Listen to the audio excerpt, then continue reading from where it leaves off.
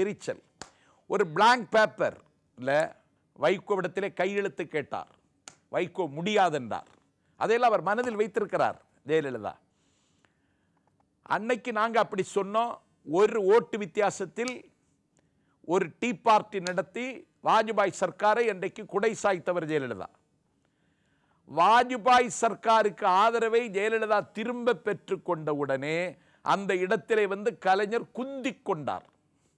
கலைஞரை கூப்பிடவில்லை, அவராகவே வந்து குந்திக் கொண்டார். நாங்கள் இருக்கிற இடத்திற்கு நான் வரமாட்டேன் என்று சொல்லுகிற நிலைமையில் கலைஞர் இல்லை. நாங்கள் திமுக கதவை தட்டவில்லை, நாங்கள் இருக்கிற இடத்திற்கு கலைஞர் வந்தார். வைகோ பொடா சட்டத்தில் கைதாகி சிறை இருந்த காலத்தில் வைகோவை சிறையில் வந்து அவர் சந்தித்தார். நாங்கள் கருணாநிதியை அழைக்கவில்லை, வைகோதான் எங்கள் இடத்திற்கு வந்தாரே தவிர அவர்கள் இடத்திற்கு நாங்கள் போகவில்லை. அதை போல நான் பெரிதும் மதிக்கின்ற அண்ணன் காளிமுத்து வைகோ கர்ணன், கர்ணனை அழைக்கிறேன், உன் நண்பன் காளிமுத்து அழைக்கிறேன், வா கைகுலுக்கிக் கொள்வோம், கைகோர்த்துக் கொள்வோம். கருணாநிதியினுடைய குடும்ப அரசியலை எதிர்த்து ஒரு குருஷேத்திரத்திற்கு நீ வா என்று கர்ணனை அழைக்கிறேன் என்று காளிமுத்து அழைத்தார். ஜெயலலிதா உங்களை சந்திக்க விருப்பம் தெரிவித்திருக்கிறார் என்றார். எங்கள் கட்சியை தற்காத்துக் கொள்வதற்கும் ஒரு குடும்பத்தின் கோரப்பிடியில் சிக்கிற திராவிட இயக்கத்தையும் தீந்தமிழ்நாட்டை மீட்பதற்கும் இதை ஒரு தற்காலிக ஏற்பாடாக கருதி கொண்டோமே தவிர இது நிரந்தர ஏற்பாடல்ல. ஆகவே இப்பொழுது மூன்றாவது அணி என்று ஒன்று முகம் காட்டினார் ஒரு மனிதர். நான் தான் தேர்ட் ஃப்ரண்ட் என்பது மாதிரி ஜாலம் செய்தார். தெய்வத்தோடு கூட்டணி என்றார். இப்பொழுது ஜெயலலிதா தான் தெய்வம் என்கிறார். ஆகவே மூன்றாவது அணி இல்லாவிட்டால் தேர்ட் ஃப்ரண்ட், இல்லாவிட்டால் அல்டர்னேட்டிவ் ஃபோர்ஸ், இல்லாவிட்டால் மாற்று சக்தி, அந்த இடம் இப்பொழுது காலியாகிவிட்டது. இதில் அண்ணா திமுக திமுக எது வெற்றி பெற்றாலும், திமுக வெற்றி பெற்றால் அண்ணா திமுக அழியும். அண்ணா திமுக வெற்றி பெற்றால் காங்கிரசின் துணை கொண்டு ஜெயலலிதா திமுகவை கிரஷ் பண்ணிடுவா, அழிச்சிருவா. அதை எதிர்கொள்ளுகிற ஆண்மை திமுகவுக்கு இல்லை. அந்த இடங்கள் எல்லாம் வெற்றிடமாகும் பொழுது அந்த வெற்றிடத்தை இட்டு நிரப்பக்கிடுகிற அரசியல் ஆளுமையும் அரசியல் அனுபவமும் அதற்கான அமானுஷ்யமான ஆற்றலும் வைகோ ஒருவனுக்குத்தான் இருக்கிறது. ஆகவே நாங்கள் தான் மாற்று சக்தி, நாங்கள் தான் தமிழ்நாட்டில் இனிமேல் மாற்று குறையாத சக்தி. கடைசியாக ஒரு கேள்வி, அதாவது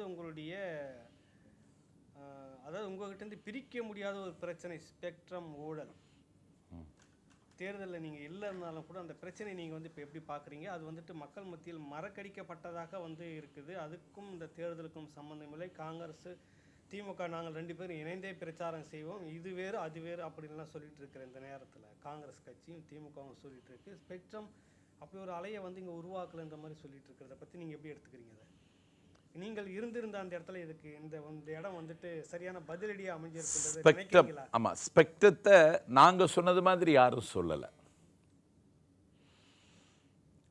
வைகோவும் வைகோவின் தம்பி என்ற தகுதியோடு இருக்கிற நானும் செய்த பிரச்சாரத்தை போல் தமிழ்நாட்டில் யாரும் செய்யலை. இது தமிழ்நாட்டின் மக்கள் மனத்தில் ஏற்கனவே நாங்கள் பதிவு செய்து விட்டோம், விதைத்து விட்டோம், கதிர் விளைந்து விட்டது. ஆகவே இனிமேல் விதைக்க வேண்டிய அவசியம் இல்லை.